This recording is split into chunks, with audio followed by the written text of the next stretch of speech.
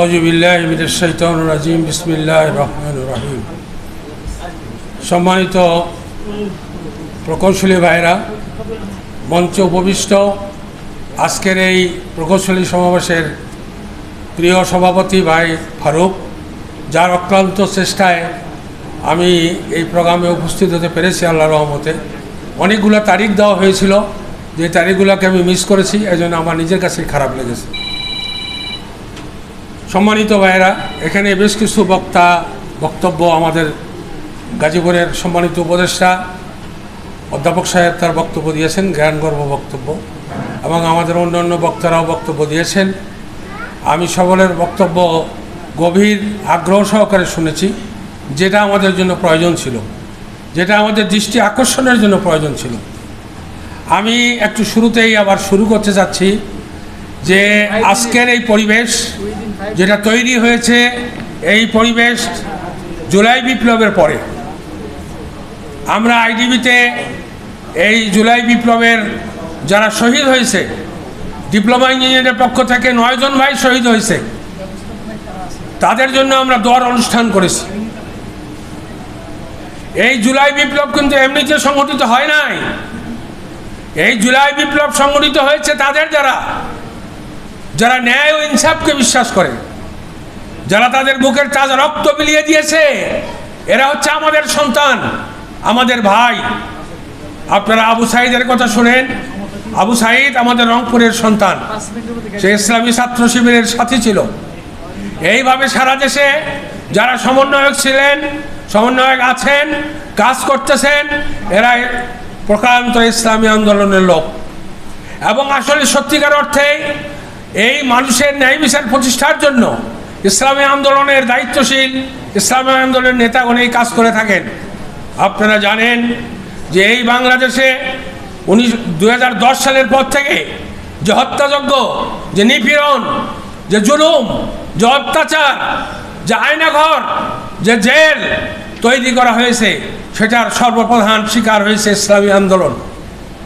এখানে সময় আমি ওইদিকে নষ্ট দিব না, সময় কম। আমার ব্যক্তিগতভাবে 2টা প্রোগ্রাম আছে, এরপরে 10টা পর্যন্ত আইডিবিতে, 10টার পরে আন্তর্জাতিক একটা সেমিনার আছে, সেখানে অংশগ্রহণ করতে হবে। সম্মানিত ভাইয়েরা, আমার সামনে যারা বসা আছেন, পেশাগত দিক থেকে বলতে চাই, we are all the managers, we are not the labour, we are not the helper, we are not the ফালতু। এইটা মনে রাখবেন, নিজের মর্যাদা সম্পর্কে মনে রাখবেন যে আপনারা পড়াশোনা করে একটা সার্টিফিকেট অর্জন করেছেন, 42টা সাবজেক্ট লেখাপড়া করেছেন, এমন কোনো সাবজেক্ট নাই যে সেখানে পড়াশোনা করা হয় না। তাইলে কেন আপনারা হীনমন্যতায় ভুগবেন? আপনারা বুক খুলে কাজ করবেন, আপনার সততার সাথে কাজ করবেন, আপনার যোগ্যতার সাথে কাজ করবেন। এবং আজকের স্কুল অফ ইঞ্জিনিয়ারিংয়ের যে ভাই যে দাবি উত্থাপন করেছে ডিপ্লোমা ইঞ্জিনিয়ারের অধিকার সম্পর্কে, এই 15 বছর 16 বছর ডিপ্লোমা ইঞ্জিনিয়াররা রাস্তায় ঘুরছে, তাদের কোনো দাবি আদায় হয় নাই। 9ই সেপ্টেম্বর আমরা অন্তর্বর্তীকালীন সরকারের কমিটির ক্ষমতায় আসার পর, দায়িত্বে আসার পর, আমার কাছে বিশেষ করে এই ডিপার্টমেন্টের দায়িত্ব থাকায় আরবি থেকে তা আমাদের ভাইয়েরা এসেছিল, মানে ইঞ্জিনিয়াররা এসেছিল, ডিপ্লোমারা, তাদেরকে অ্যারেস্ট করা হয়েছে, রাষ্ট্রদ্রোহী মামলা দেওয়া হয়েছে, চাকরিচ্যুত করা হয়েছে, ট্রান্সফার করা হয়েছে, তাদেরকে মজলুম করা হয়েছে। আমরা চেষ্টা করতেছি এই মজলুমদেরকে রক্ষা করার জন্য। আমরা ইতিমধ্যেই কর্মকৌশল গ্রহণ করেছি যে ইনশাআল্লাহ আমরা তাদেরকে যতটুকু পারি আমরা সহযোগিতা করব, আমরা মুক্ত করব। সম্মানিত ভাইয়েরা, আমাদের শিক্ষকগণ যারা কারিগরি, যারা পলিটেকনিকে পড়ান, স্টেমের শিক্ষক 900 শিক্ষক, তারা 15 দিন অনশন করেছে। তাদের দাবি 5 বছর তারা স্যালারি পান না, অথচ তারা নিয়োগপ্রাপ্ত শিক্ষক। এটা হচ্ছে দেশের আমলাতন্ত্র। এই আমলাতন্ত্রটা বুঝতে হবে। আমরা অনেকে মনে করি যে বিশ ইঞ্জিনিয়াররা আমাদের শত্রু, আমি এটা মনে করি না। বিশ ইঞ্জিনিয়াররা একমাত্র আমাদের শত্রু না, আমাদের শত্রু হচ্ছে ওইসব সচিব, ওইসব ম্যানেজমেন্ট যারা আমাদেরকে অবমূল্যায়িত করে, যারা আমাদের পথকে অবমূল্যায়ন করে। আমি ছোট্ট একটা উদাহরণ দিতে চাই, আপনারা সবাই জানেন ইবনে সিনা এটা আমাদের প্রতিষ্ঠান না? এই প্রতিষ্ঠানে গত 3 বছর ধরে আমাদের ডিপ্লোমা ইঞ্জিনিয়ার প্রমোশন দেয় না। আমি জিজ্ঞাসা করলাম কি কারণ, প্রমোশন হয় না কেন? বলে ডিপ্লোমা সাব অ্যাসিস্ট্যান্ট ইঞ্জিনিয়ার 1, 2, 3, 4। আমি এটা কি, এটা কোথা থেকে আসছে, কারা তৈরি করেছে?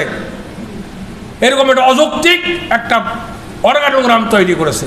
যেদিন ক্ষমতা 5 তারিখ পরিবর্তন হয়েছে তার 3-4 দিনের মধ্যেই তাদেরকে প্রমোশন দিয়েছে।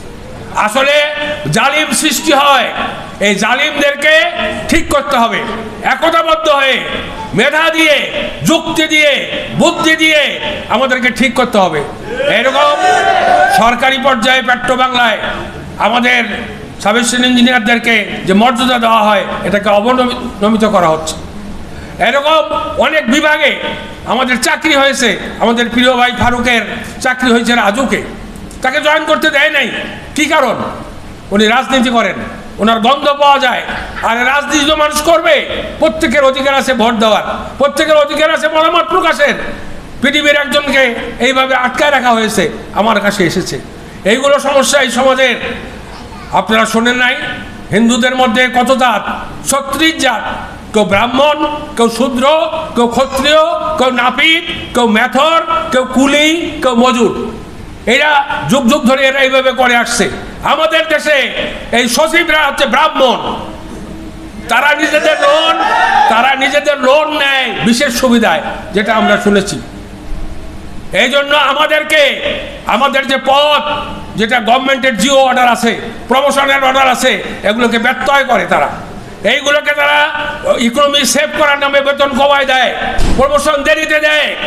এইগুলো আমাদেরকে শক্ত হাতে দমন করতে হবে।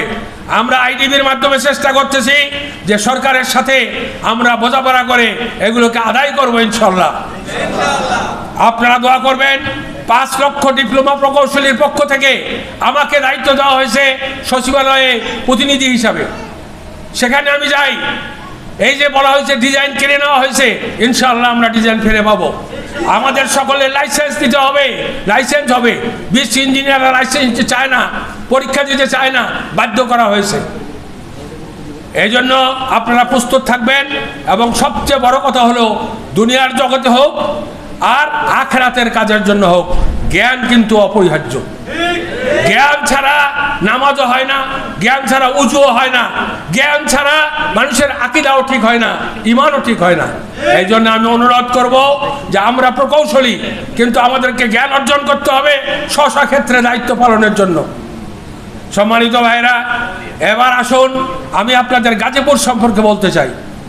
আমি আপনাদের দায়িত্বশীল হিসাবে 26 বছর এই প্রতিষ্ঠানের সভাপতির দায়িত্ব আমি পালন করতেছি।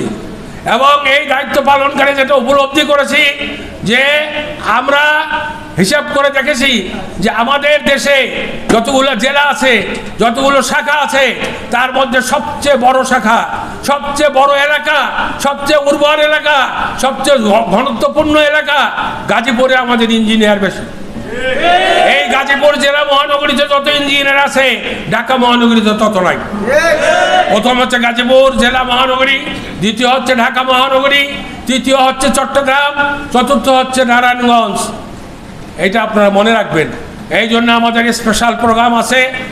এই প্রোগ্রামের মাধ্যমে আমরা এই শাখাকে বলিষ্ঠ করতে চাই, এই শাখাকে আমরা সংগঠিত করতে চাই। এই শাখার মাধ্যমে আমরা এমন কিছু দেখাতে চাই যে দেশের ইঞ্জিনিয়াররা তাদের পথ খুঁজে পাবে। এই জায়গায় এখানে আছে জব কোচিং সেন্টার, এখানে আছে ডুয়েট বিশ্ববিদ্যালয়। আমি মনে করি আপনারা যদি সবাই একত্রবোধ হন, আপনারা একতাবদ্ধ হন, আপনারা যদি আমাদের সাথে থাকেন, আমি অনুরোধ করব, যদিও এখানে আজকের প্রফেসর সাহেব নেই, উনি কাজে চলে গেছেন, আমি তাকে অনুরোধ করব যে এই শাখার নার্সিংয়ের জন্য বিশেষ ব্যবস্থা নেবেন। এবং এর মাধ্যমে আমরা এই দেশে একটি প্রকৌশল বিপ্লব, একটি নৈতিকতার বিপ্লব আমরা সৃষ্টি করতে চাই। আমি একটা বিষয়, সবাই আমাদের কাছে বলে যে ডিপ্লোমা ইঞ্জিনিয়াররা 80% ব্যয় বরাদ্দ করে। আমি আসলে কোয়ালিফাইড ইন পিডব্লিউডি আর নৌবাহিনীতে অফিসার হিসাবে আমি জানি এর মেকানিজমটা কি।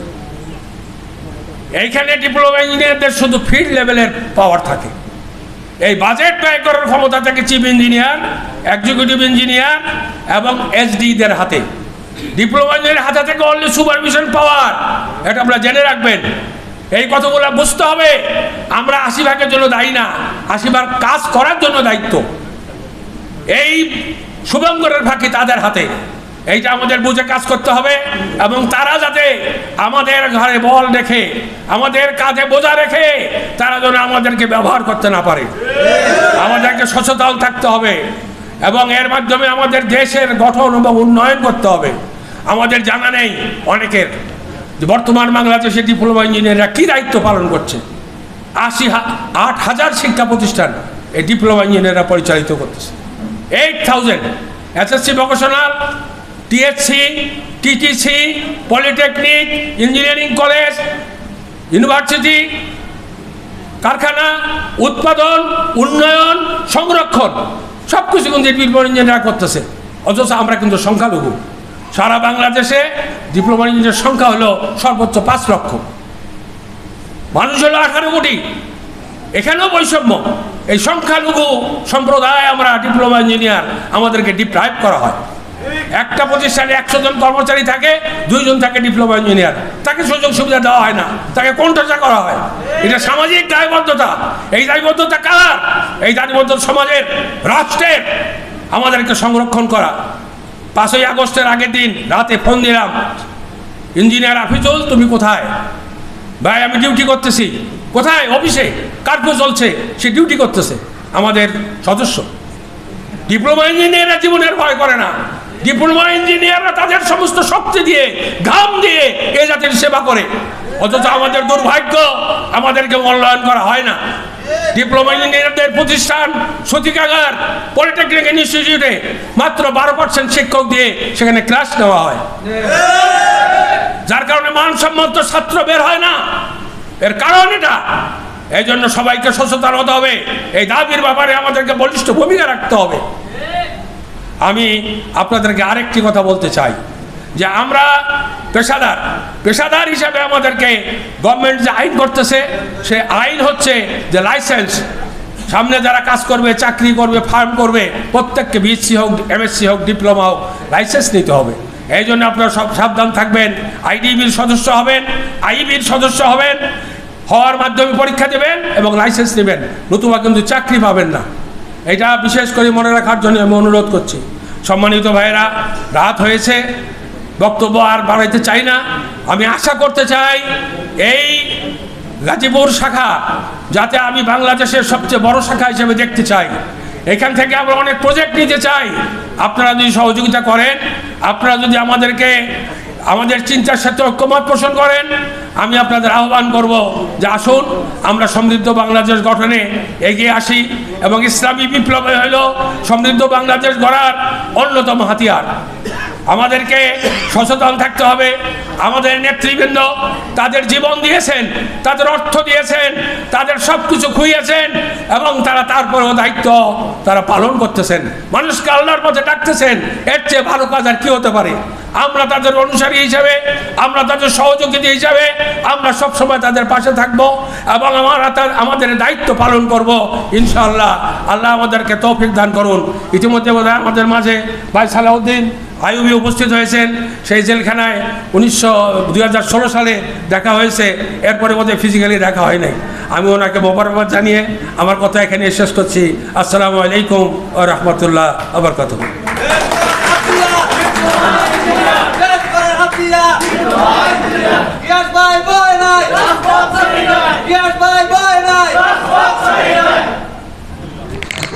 জি ধন্যবাদ মোহতারাম বিশেষ মেহমানকে।